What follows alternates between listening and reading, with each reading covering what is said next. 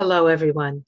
Dr. Victoria Skirbo here, speaking to you from the Seeds of Transformation Healing Center in Wareham, Massachusetts. I put out a request to see who people wanted me to do an astrology and Kabbalah on, and I decided from the people that I listed that I would do Johnny Depp. And the reason I want to do Johnny Depp is because we actually have an accurate birth time for Johnny Depp. The other people didn't actually have an accurate birth time, which we can still work with. But I thought, let's work with the person who we have the most information about. And because Johnny Depp has been in the public eye for years now, we have a lot of information on him. And so it's a little bit easier to evaluate somebody when you have some information about them. Of course, this is not personal information necessarily that we have about them. Usually with celebrities, what comes out is what they want us to see, perhaps, and sometimes what they don't want us to see. But he's a very interesting study, and I personally have always loved Johnny Depp as an actor, and he always seemed like a pretty decent human being to me. So that being said, we can get started. And I think what I'd like to do is I'd like to start with Johnny Depp's astrological chart. So let's do that as I share my screen here. So we have Johnny Depp being born on June 9th, 1963 in Owensboro, Kentucky at 8:44 a.m.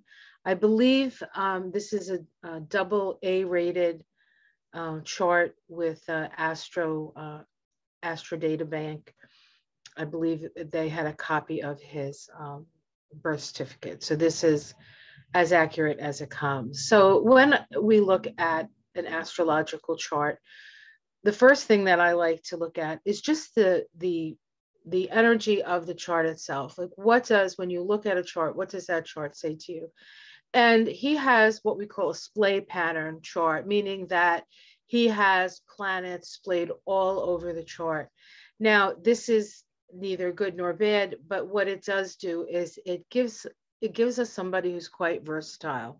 When you have charts of people who have a lot of concentration in one area of the chart, there's less versatility and more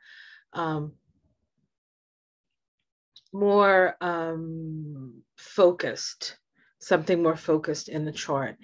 Now, speaking of versatility, we do have Johnny Depp as a sun in Gemini, one of the most versatile signs out there. He also has a Leo ascendant. Leo is at the, so here we have the Leo ascendant, and often found in people who are in the public eye. Of course, Leo is the sign associated with the actor, right? And so it makes the sun the ruler of his chart. Now, he does have the sun in Gemini in that 11th house. The sun in Gemini, of course, is an air sign, so there's a airy quality about him. There's in a way, very mercurial quality about him. As far as what he looks like, he does have that sort of leonine look about him with the sort of cat-like eyes, and then the beautiful hair and the beautiful cheekbones. He is a beautiful man. He was a beautiful young man, and still quite a handsome man now. So we have a Leo rising. We have the sun there in Gemini in the 11th house. His friendships would be very important to him. In fact, he got a lot of his opportunities through his friendships initially. And I think that many people feel friendly towards him. I think he's probably quite a friendly gentleman. If we look at his chart from the perspective of evolutionary astrology, we see that he has a Pluto in Virgo, which is a generational signature. Everybody born in the 60s had a Pluto in Virgo. He has Pluto in a close conjunction to Mars, and close enough to Uranus. He is one of those souls born at a time when Uranus and Pluto were getting closer to their conjunction in the mid-60s. His Uranus is balsamic to Pluto.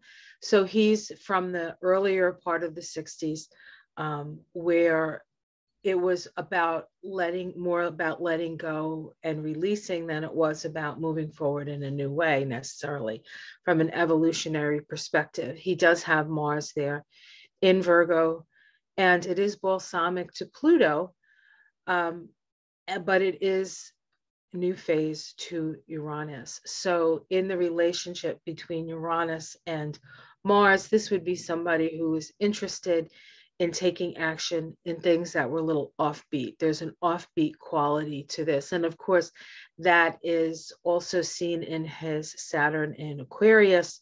And of course, that the sun in the 11th house.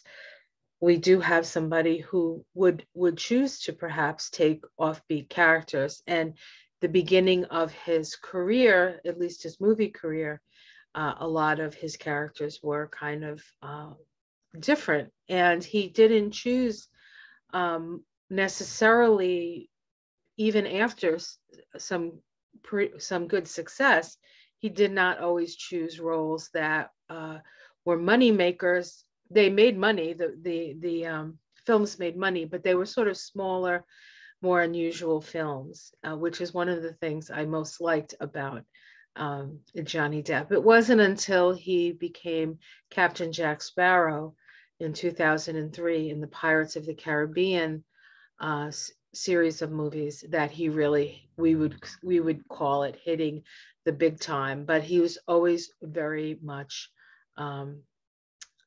a very good actor, actually.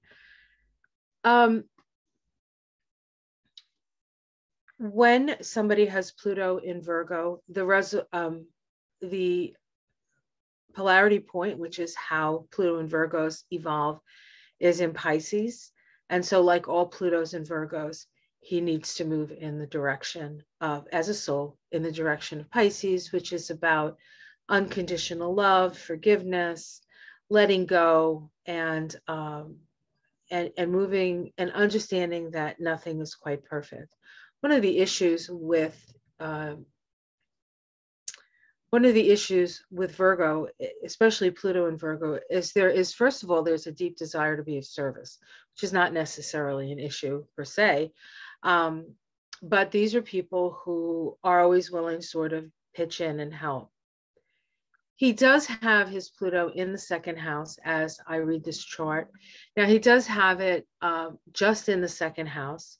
And I use the Porphyry house system. If you use a different house system, you might find that his that his Pluto may be in the first house, perhaps. But as I read it, I see it in the second house, although I would take the first house into consideration anyway, because it is so close to the cusp. Pluto Pluto in any sign in the second house is a little bit of what Jeff Green calls a frog in the well syndrome, in that they live in a certain environment, and it isn't until something happens that sort of blows them up out of their well where they experience life in a bigger way. So the frog in the well is, you have the frog at the bottom of the well, and he's looking up at the stars, and he sees a very circumscribed world. He says, "This is my world." And what happens, the polarity point being in the 8th house, is really about sort of moving into the larger world, into a situation where perhaps you don't have control over things. And that what it does is it opens you up. So there's a lot of times when you have Pluto in that second house that you go through these traumatic experiences to wake the soul up to the fact that there's something else. Another reality, another option, another way of experiencing the world.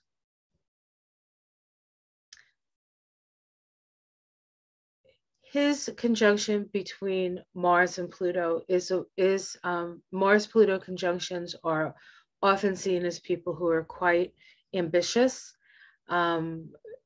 willing to work, certainly with the Virgo energy there.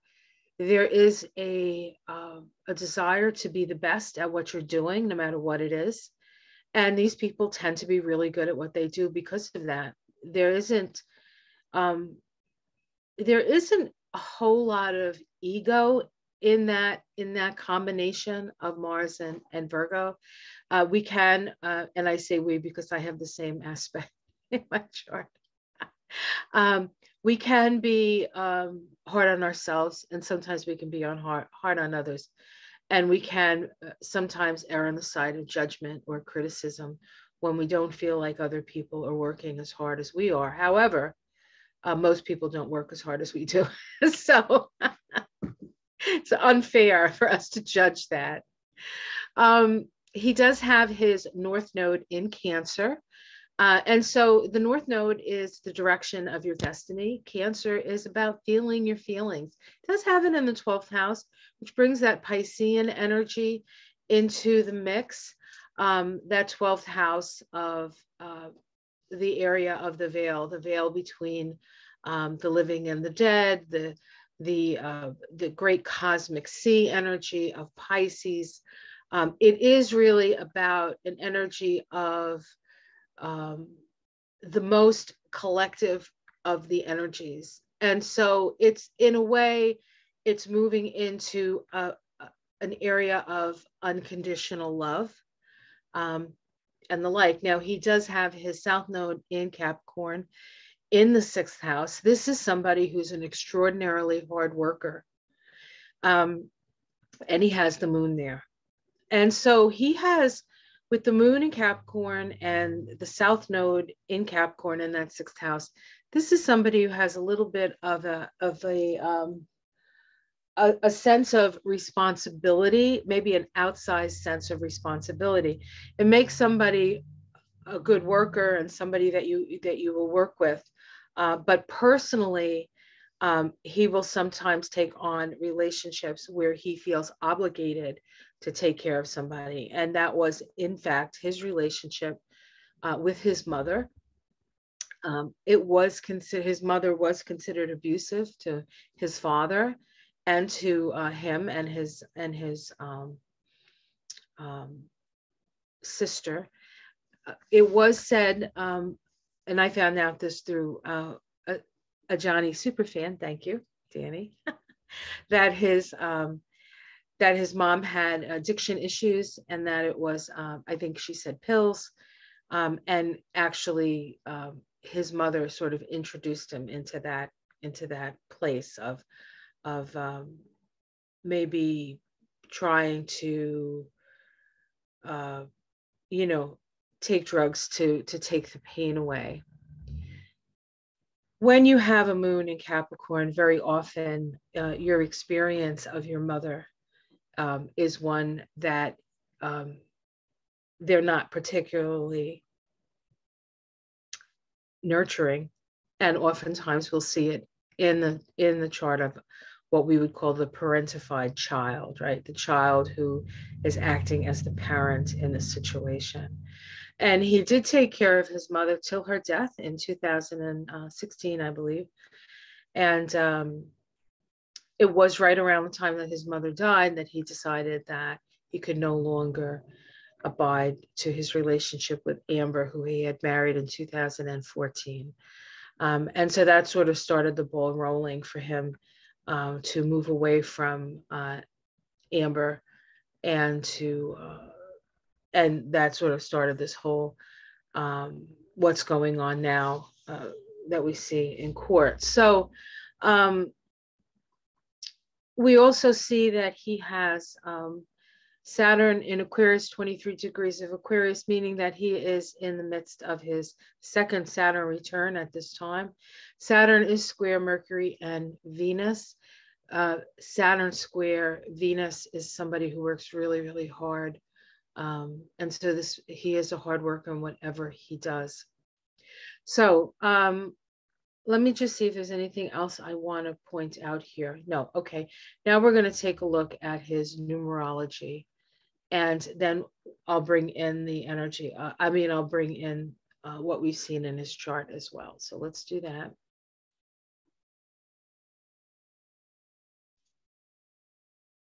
All right, so here we have his name at birth, his date of birth, and his name at birth was John Christopher Depp, and he was born again June 9th, 1963. So when we do the numerology, a person's name is really the vibration that the person comes in on. It indicates the kinds of things that the soul has previously worked on and worked with, some of the issues that they've had, what they understand about themselves, and what it is, and how they need to really be in alignment with this energy to be true to themselves. And then we also have, through the birthday, perhaps the new lesson, the life lesson, the path that they walk on in this lifetime to help them continue to progress. Now we look at his, if we take out the vowels in his name, this is considered the soul vibration, the more inner yin energy moving in vibration. And we have a 31-4 there. Now 4 is the vibration of the builder, but it is also a vibration of crisis. The 31-4 vibration is actually associated with the sign of Leo. And so we know he has a Leo ascendant. So this is somebody with that sort of Leo creative, expressive energy at the core of his being.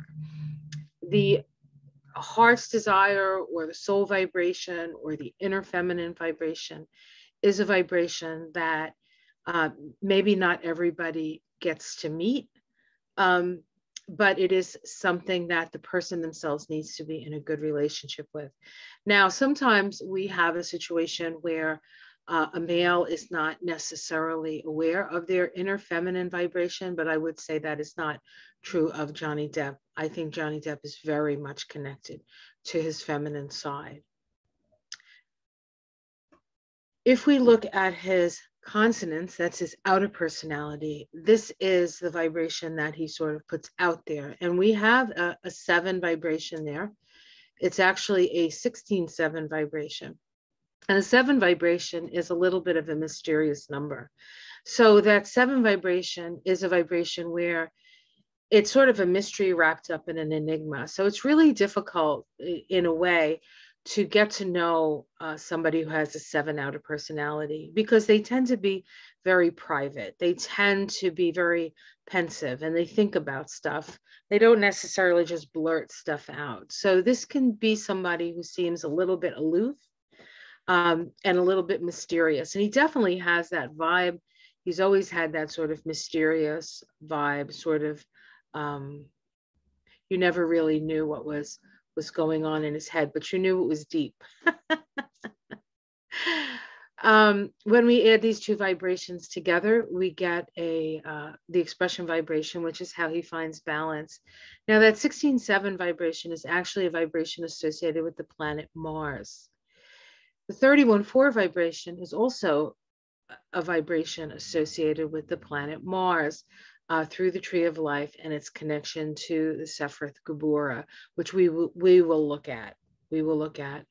And so we have this very sort of martial energy. But his Mars, remember, in his chart is in Virgo. So that Virgo Mars takes a little bit of the edge off of Mars, perhaps. But you know, Mars in Virgo is somebody who likes to be helpful, and I feel like this is the type of person that he is, even though it's a little hard to get to know him. He also has an 11 in his quiescent vibration, so he has a vibration of a spiritual light messenger, and that 11 also indicates somebody who likes being in relationship, but it can also be a challenge. If we take his birthday, which is his path of life, or his life lesson as it was, this is something that he may or may not have experienced previously. And we have a 34-7 there as another 7. The energy of 7 is to know thyself, to know thyself.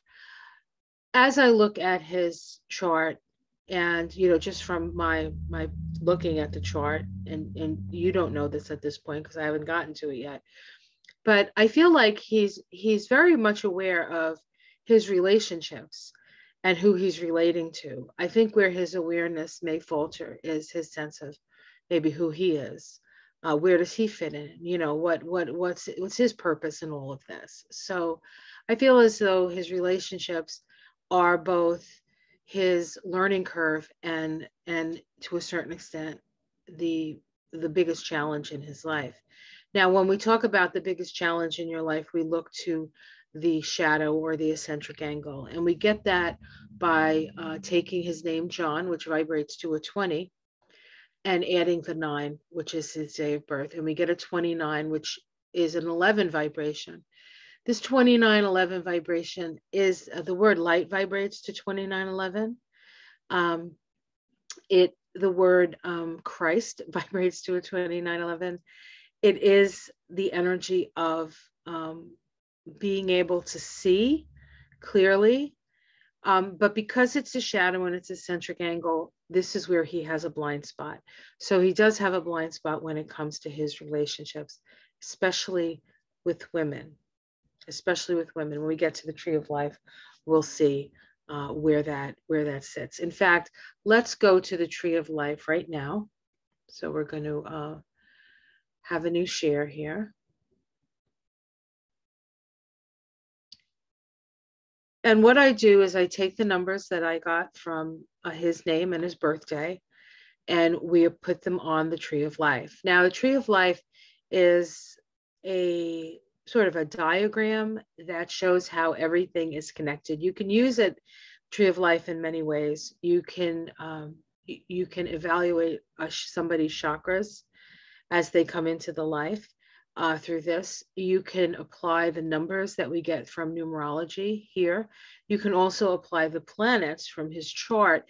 And in this case, I've done both. So we can see here, here's his signature. I didn't point that out, but he's always been known to everybody as Johnny Depp.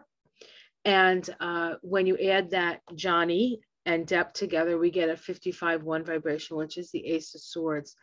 When you have any vibration in Kether, you actually have quite a bit of influence. So this is somebody who's quite influential in his way. Now, this is the Ace of Swords, and the Ace of Swords is about truth. So, all right. So here we have his soul vibration right here, the 31-4, located in Geburah, and you see the sigil for Mars here. Geburah is the Sephiroth of severity. It is associated with Mars. It's also the Sephiroth associated with instant karma. When somebody has a vibration in Geburah, especially a soul or a quiescent vibration, or even an expression vibration, this is somebody who knows that they're never really going to get away with stuff, that they need to be they need to sort of walk the straight and narrow when it comes to things, because if they try to harm somebody or do something against somebody, they're the person who ultimately suffers. So he has that realization, which makes me think that he does not, that he is well aware, and to a certain extent would hold back from doing anything that would purposely harm another person. Now, that's not true of everybody who has vibrations in here. You could have this vibration in here and you could be an ass. But I don't feel like that's Johnny Depp, actually. The vibration is there. How we use it is up to us. And how successful we are is also an indication of how well we utilize the vibrations that we come in on. We can see here that his 11th expression and his 11 quiescent, remember we had the 11 in the quiescent as well, is also activated here. This is the path of justice. This is where the justice card sits. So this is somebody who's well aware of not just man's justice, but of karmic justice. So this would definitely be somebody who knows better than to create problems through his Mars, his actions. His quiescent is right here, the 16-7 vibration. This is actually a path associated with Mars. And this is the Tower card, right? This here is the Five of Wands, this vibration. This vibration, the 11 vibration, is the Justice card. And then we have the quiescent as the Tower. Now, when you have a 16-7 in as one of your major numbers, especially, again, if it's a number that is connected to your name in the way that the quiescent is the consonants in the names, you understand that you always need to be true to who you are. This is about being true to yourself. And when you're not true to yourself, and when you sort of move into the place of ego, perhaps, because this is located directly in the solar plexus. So this is somebody who knows how to get their needs met. You have a 16-7, but you also need to be true to who you are. And when you're not, that's when the tower can fall and things can come tumbling down for you. His path of life is right here in Hod. Hod is associated with Mercury. Remember, he has Mercury in Taurus, and that Mercury in Taurus is square his Saturn in Aquarius. It is conjunct his Venus in Taurus. And Mercury Taurus can be somewhat of a sort of stubborn, like way of thinking, like it's this way. This is the way, right? It's fixed earth. It's fixed earth. It also needs a practical application. That energy of Mercury and Earth. There needs to be a practical reason for whatever it is that you're doing. The interesting thing about the 34-7 vibration as his path, and the path is a life lesson. It's learning. So he's learning about himself. He's learning about how his mind works. The 34-7 also vibrates to the word mother. And so when you see a 34-7 in a chart, we know that there can be issues with mother. And I think his probably biggest learning curve was how to deal with his mother. Now, let's look at his shadow vibration, which is located up here in Bina. Now, his shadow is associated with the planet Saturn. Remember, he has Saturn in that 7th house. Saturn actually likes being in the 7th house, but it can be challenging. Saturn takes work. He has Saturn in Aquarius, so he tends to think in more sort of collective terms with that Saturn in Aquarius. Friendly terms, maybe helpful terms. And so he would be somebody who takes his relationships very seriously, having Saturn there. But Aquarius is also an archetype of trauma. And so we know that there have been some traumatic incidences in his life or lifetimes, perhaps, that have brought him to this place. When you have your shadow in Bina, Bina is the place of the divine feminine. It's also located in the 3rd eye.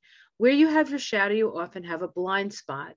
So he would have a blind spot when it comes to the feminine. And mostly I would associate this with the mother. So perhaps he had a blind spot with his mother, or his mother was his greatest challenge. That is what needed to be healed. And when you have an 11 as a shadow vibration, one of the issues that you can have is codependency. So that is something that we could see as a problem for Johnny Depp. Now, Bina is the place of the dark night of the soul. And when you have something in Bina, you have suffered. You understand what it means to suffer. And it is through your suffering, and it is through your journey through the darkness that you find the inner light.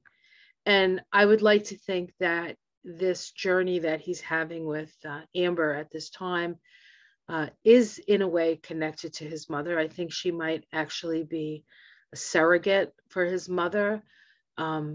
But he really needed to see that. And when his mother finally passed and he realized that he no longer had to take care of this woman, he looked around and said, oh no, there's another one. So I think that's what happened, but that's just my own opinion about things. All right, so let's, where do we want to go next here? All right, let's go back to his, oops, I pressed the wrong button. Let's go back to his numerology here. Is this what I want? And we'll take a look at a couple of interesting things. Now, up here, what we first looked at was his numbers and how I get the numbers. Down here, we're looking at his blueprint or his divine triangle. Each one of these lines on the blueprint is a 9-year line. And he is now 58, I believe. And so he's on this line right here. From 54 to 63, he's on an 18-9 vibration. The 18-9 vibration is a Pisces vibration. And what he has in Pisces in his chart is he has Chiron in Pisces. And when he married Amber, I believe, he was actually in the midst, was that when he was in the midst of his Chiron return? At 52. Yes, so at 52, he was having his Chiron return, and that was when he married Amber. Now, Amber has Jupiter in Pisces conjunct Johnny Depp's Chiron. And Jupiter always expands things.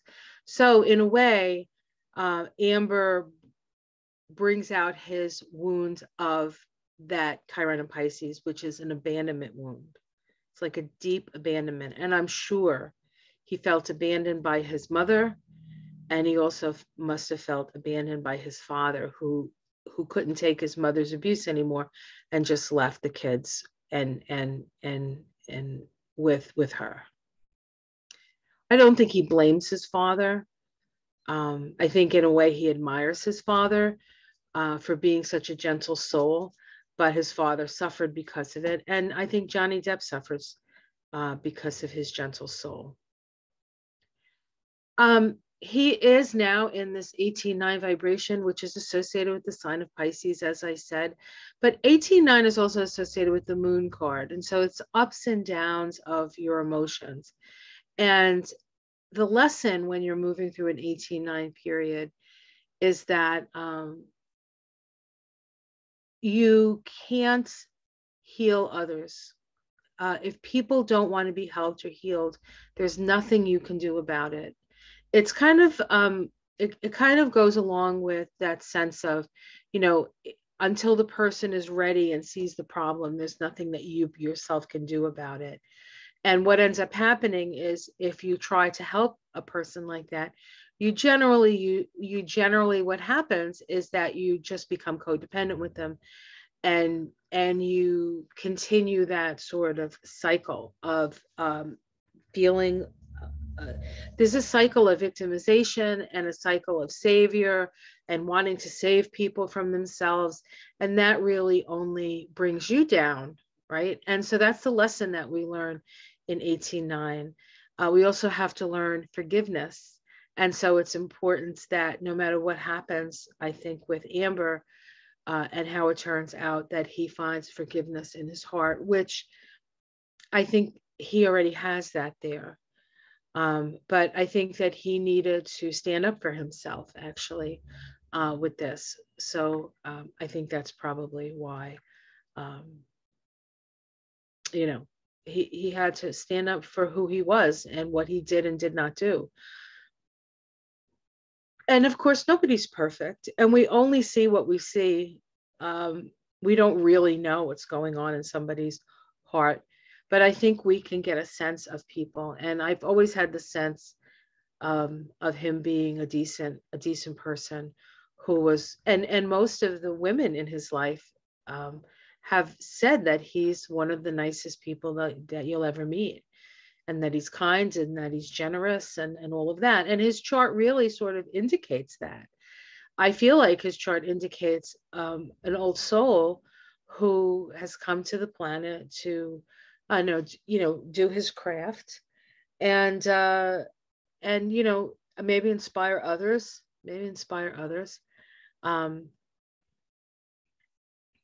and release himself from this sense of being responsible for things that aren't really his responsibility. But I think that's more of a personal journey for him, having his South Node in Capricorn conjunct his moon. He had to learn lessons around what is his responsibility and what's not his responsibility. And the fact that those things were in his sixth house made it even more so. There's a lot of karma here. And I feel like perhaps he had a lot of karma with his mother and with Amber. And that this is a process of sort of releasing himself from that karma. All right. So I did a couple of very interesting little things here. I wanted to see when he, and I don't know if, let me pull this up a little so you can see what I wrote down here. So what I put here were dates of some of his movies, some of the things that he's done. And then I associated him with his personal years. Just a couple of interesting things. In 1990, he did Edward Scissorhands was released.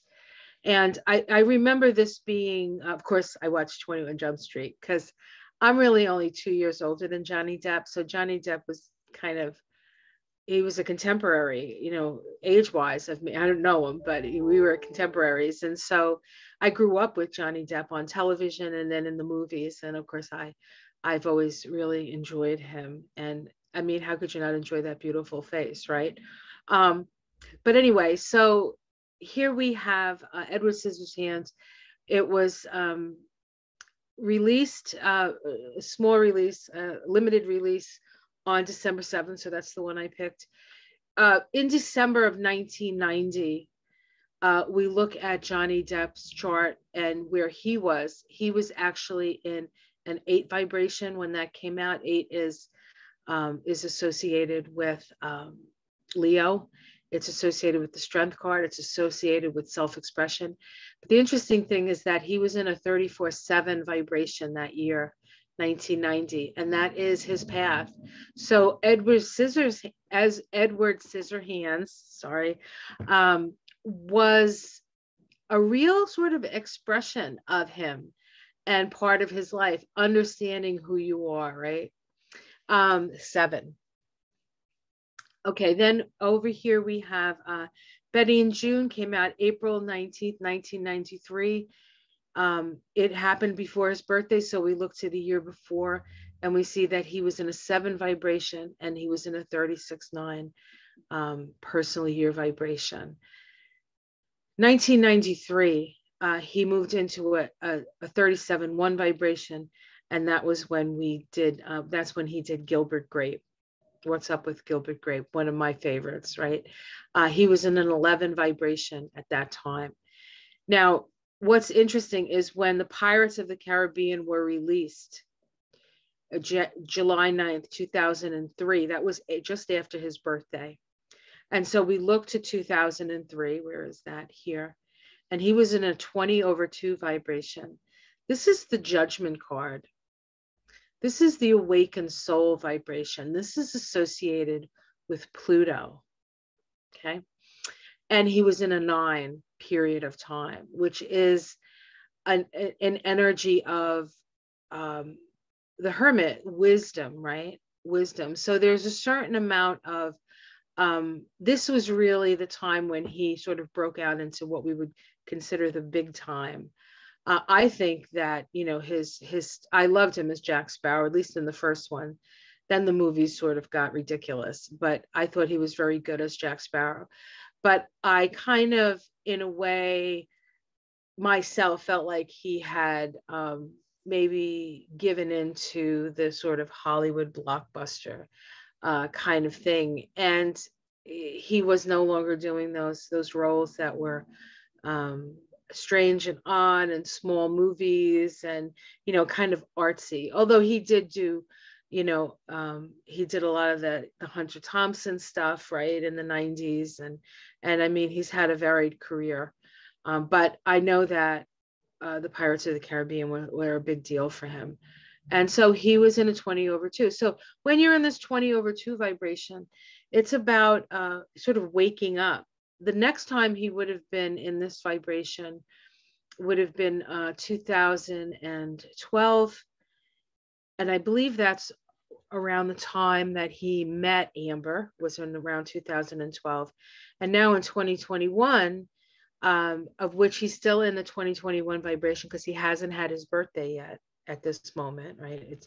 We're in May right now, and his birthday is in June. So in June on his birthday, he'll move into that 2022 vibration, which will be a 21/3, which is the Saturn vibration. But it is about the end of a cycle and a new beginning. So I think he'll be on a, on a different trajectory at that time. But now, as he's going through this period of time with this court case, he's in a 20/2. That's the Judgment card again. And he's in a 9 vibration right now. And this is about wisdom. And this is about wrapping things up. And so he really is in a cycle where he's sort of waking up to a new reality, perhaps, or a new realization. The 20/2, the card associated with it, is really about the soul awakening to what it really is, that it is a soul and not simply a personality living, on the earth and doing what it does. All right. So, okay. So this is, this is all very interesting. We see his power square here, the 34/7, is his path of life also. And so this is the 7 again, is about knowing himself. So the more he understands his own mind, the more power he will have. And then his wisdom comes in at 65/11. 11 again is the vibration of relationships. So he'll have more wisdom around his relationships. And that's what's happening now. He's gathering the wisdom. And this 65/11 is actually a Capricorn vibration. And so that's connected to his South Node and his moon. So he's learning the lessons of what is his responsibility in relationships and what isn't his responsibility in relationships. And at some point, something will be written about it, or there'll be a movie about it, and and we'll all get the benefit of that knowledge. All right, so let me stop the share. All right, so I hope you enjoyed that. There's actually a lot to look at with Johnny Depp because we have an accurate birth time. I have looked at his chart with Amber Heard's chart, which we do not have an accurate birth time for, but we can see how her chart affects his chart. And when they got married, what was going on in his chart was amazing and phenomenal. And if you guys are interested in that, I can do something separate about that. But until then, or until the next time, I am planning on doing Elon Musk. And I could do Amber Heard if you want me to. I don't know how many people are interested in the story there, but there's a lot of very interesting things we can learn. And my feeling about this stuff is I'm not really into celebrity stuff. In fact, I was watching the something from the Met Gala, right? Everybody's waiting for Kim Kardashian. What is she wearing? Oh, she's wearing Marilyn Monroe's dress. Oh, please. Kim Kardashian, really? Famous for being famous. Great. Anyway, sorry about that. I probably shouldn't have gone there. But it was a little disturbing to me. It's a little over the top, and so many people have very little, so many people are suffering. And to see, these megastars with their golden dresses and stuff just seemed a little obscene to me. But that's probably just me. But I do think that, and my point being, which I sort of got a little taken away, is that these people are symbolizing something that we need to understand about ourselves. They're out there in the world, they're doing their thing. And whether it's a slap at the Oscars or, you know, Amber, well, we're not going to talk about what she did, because she did some pretty crazy things. Because it's out there and we're seeing it, it means that it's something that we need to look at. And I think the lesson for Johnny Depp and the lesson for all of us is that you can't necessarily give yourself up in your relationships for people who don't deserve it on some level. And then there's also the side of that these people come into our lives to remind us that we need to take care of ourselves. And I think that's part of the lesson for Johnny Depp. And perhaps you know, so it's hard to be the villain. You know, it's almost easier in a way to be the victim. But you know, we've all been all of those things, whether in our lives or in certain situations. None of us can come out unscathed when it comes to victimizer experiences. But part of what we're learning is that, do we really need that? Do we really need to be a victim? Do we need to be focused on the other person so much that we're hurting ourselves? Do we need to blame everybody else for our problems? It seems like it's a bigger issue than just Amber and Johnny, right? We could apply it to Putin and the Ukraine. We could apply it to Trump and his minions. We could, you know, this whole victimizer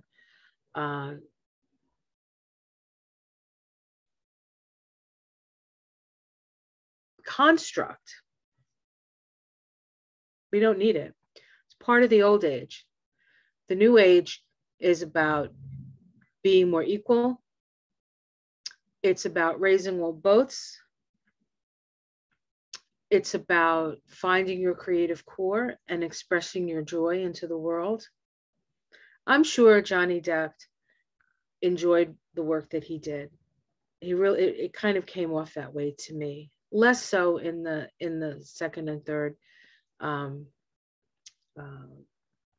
Pirates of the Caribbean movie that he did. But I think that when you're doing what you love joyfully, everybody does better from it. And so if we could learn a lesson from this whole thing, is do what you love and love what you do, and the rest will follow. I love doing this, so thank you for letting me. Have yourself a wonderful day. Please like and subscribe if you would like to have a reading yourself done. You don't have to be a star. Well, we're all stars, really. You don't have to be famous. You can just be a regular person like me, and we can take a look at your numerology and Kabbalah. It's a really enlightening process. Have yourself a wonderful day, and I'll see you again soon. Namaste, everyone.